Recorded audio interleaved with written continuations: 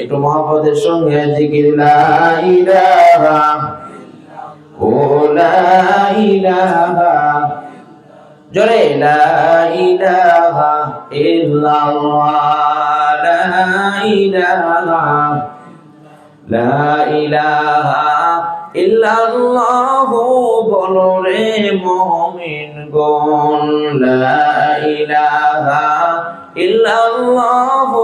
বলো রে অবুঝমন মরণের কালে বুঝিতে পারবি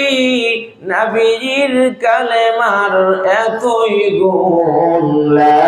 ইলাহা জোরে লা ইলাহা লা ইলাহা